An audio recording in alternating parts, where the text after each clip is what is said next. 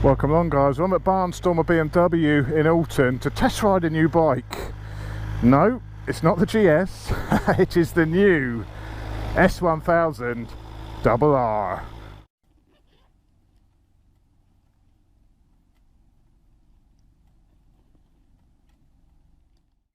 So the S1000RR, everyone knows about it, everyone's been talking about it for the last 4 or 5 months. You know, this is the bike you've got to ride. Everyone's asking me, Chops, when are you going to get on the new S1000RR? Well, here we are, only briefly, only for an hour's taste of this bike, but it should be enough for me to be able to tell, is this a game changer?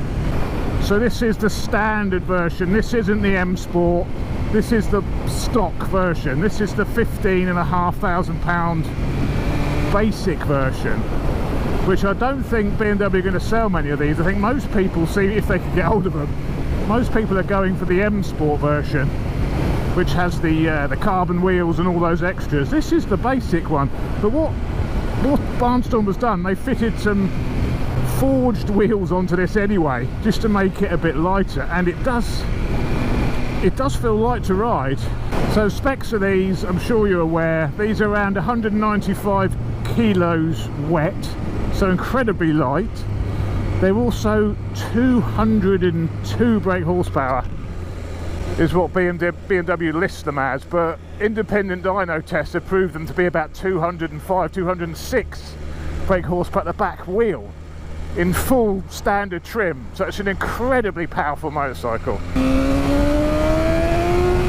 It's absolutely bonkers, as you would imagine it would be.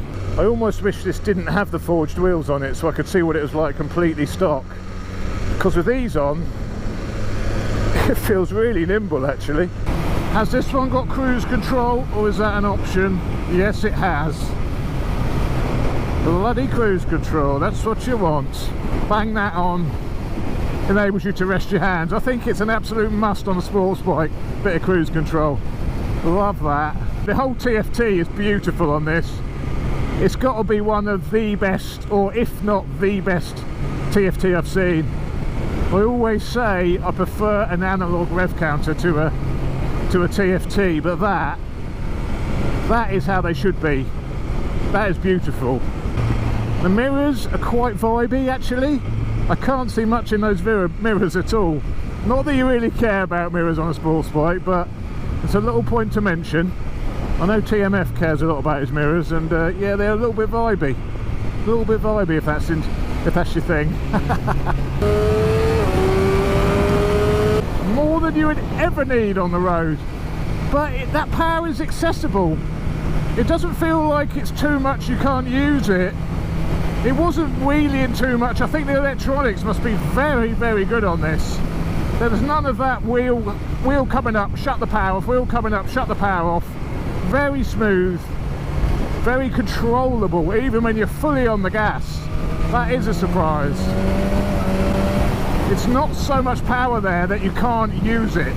It's there, the electronics allow you to tap into it and use it. Bloody shifts.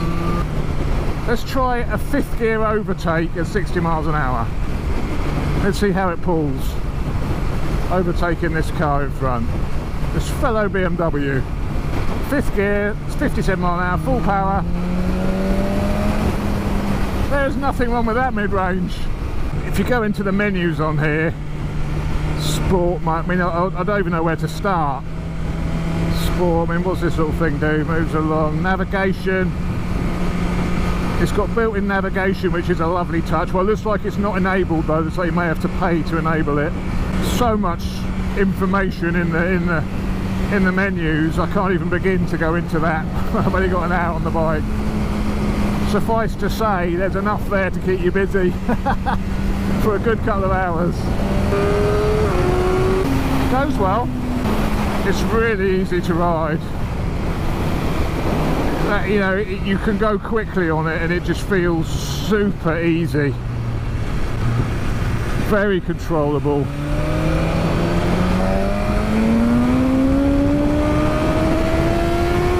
It is quite vibey. As the revs go up, the vibrations increase, which I guess is to be expected, but it is a little bit vibey. That would be one criticism of it. Does it feel quicker than the RSV4 1100 factory I borrowed? It doesn't feel as fast. Maybe it's because of the noise of that bike and the fact that you feel you're fighting it a little bit because it's trying to wheelie. I think this is just, with this straight 4 engine, it's so smooth, so powerful, the electronics are so good at keeping it under control. I think it doesn't feel as fast as that 1100 factory, but I've seen speed comparison testing and this is faster, but I don't think it gives you quite the same thrill as the 1100 factory V4 does. You know, the straight 4 engines, you can sometimes say they are a little bit boring, a little bit soulless, and I do get that bit. I see what people mean. I mean, you cannot beat the noise and the theatre of a V4, but this is so refined.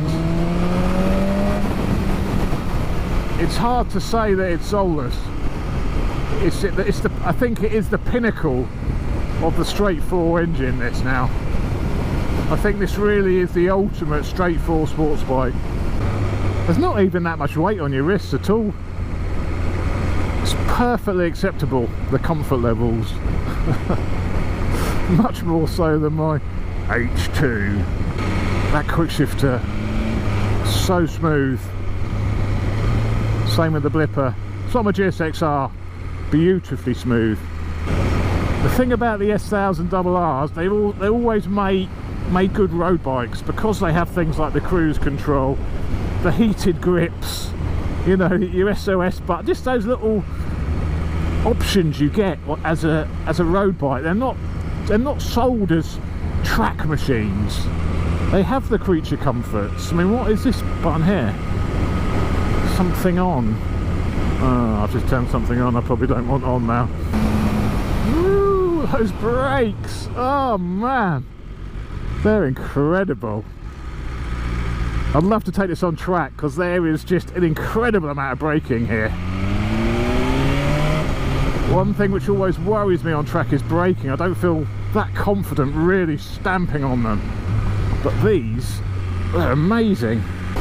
That suspension, I have to say, is very, very good. I've not noticed any imperfections in the road. I've not noticed getting jarred out my seat. It feels very compliant, and even when you're pushing on, it feels lovely and sporty and firm. These electronic systems are so good, so good. Electronic suspension, as for a road bike, I think is fantastic. I've not noticed any crashing, and these roads are terrible around here. Let's do a quick walk around. Whee! Nearly lost it on the leaves. So there it is. They've made a big effort with this bike, with the styling. I think it does look a lot better than the old version. Obviously the big change with it on this one, which everyone is talking about, is the new, now symmetrical headlights. Let's get them both in. It's a very pretty front end now. I was never really that fond, certainly not of the original RR front end, with its sort of a flat face and its odd headlights. The second generation was better when it had the slight little beak, but this for me is by far the best looking RR. It's almost Ducati sort of look, especially in that red. I think that's probably why I wouldn't get the red one, because it does look very Ducati like. As I mentioned, this particular bike has the optional forged wheels, which look delicious. I don't know, they're M Sport wheels. There must be a BMW option for forged wheels.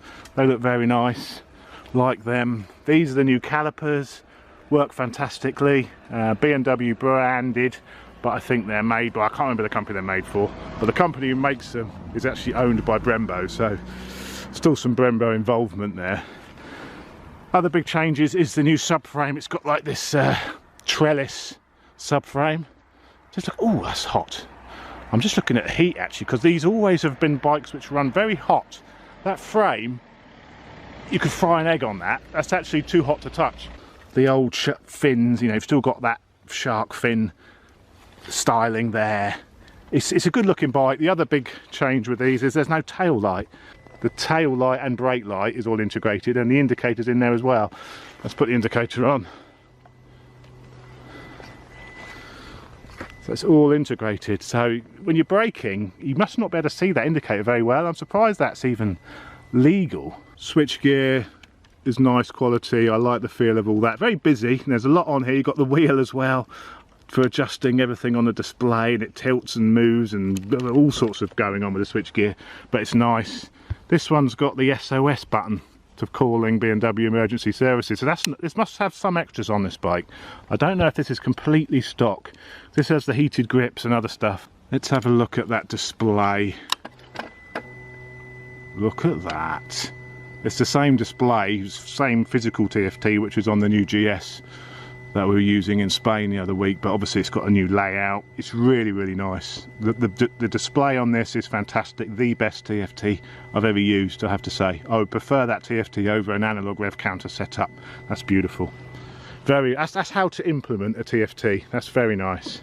Other little styling things, you've got these little grills at the back, but the plastics do seem a little bit plasticky. I think you'd want to sort of swap this for sort of carbon really, long term, because they're a little bit cheap looking, and you know, this stuff is a little bit cheap looking. Another thing with this bike is the new swinging arm they've used. It's sort of an underslung swinging arm. I used to love the all silver shiny swinging arm of the old bike. It used to be one of the big key features for me, that bike. The swinging arm looked absolutely lovely. I do quite like it, but I wish they'd made it silver. Nowhere near as good looking as the old swinging arm. I'll post up a picture of the old RR. It's much nicer looking than that. It was one of the best things about the bike. That swinging arm looked absolutely delicious. But overall, I think they've done a damn fine job of updating the bike. I love the new LED headlights. I mean, those LED headlights at the front there, little running lights. This looks mean, doesn't it? The whole arc of that front fairing, look. It's a very good looking bike. Indicators are now integrated with the mirrors, which is a nice touch, cleans up the fairing nicely. Love it. It's a very good looking bike. I certainly wouldn't say no. Let's do an Austin Power style 30-point turn. Steering lock is pretty decent. Look at the steering lock. Ain't bad at all for a sports bike. Neutral. Second. It's really tight. Bang it down from second, first. Second. Little tap, little tap. First. It's not easy to find neutral. Try and roll it forward a little bit. Oh my god. Normally you can go to second and tap down.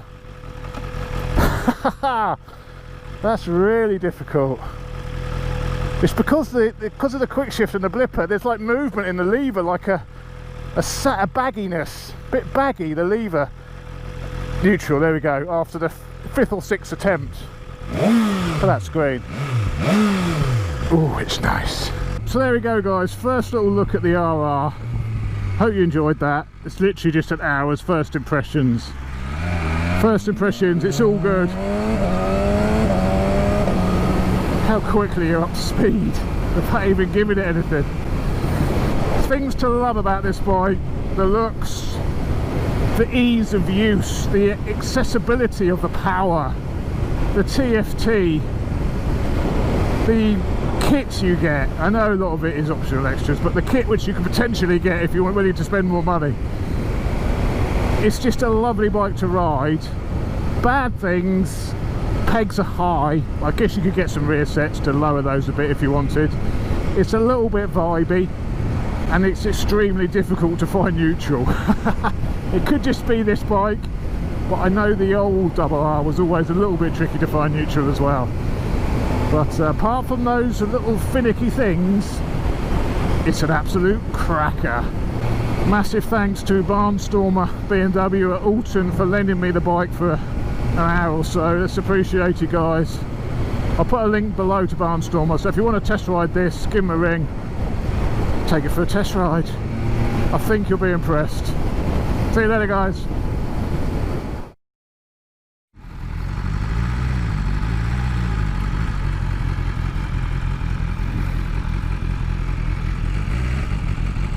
Neutral. Yay, we did it.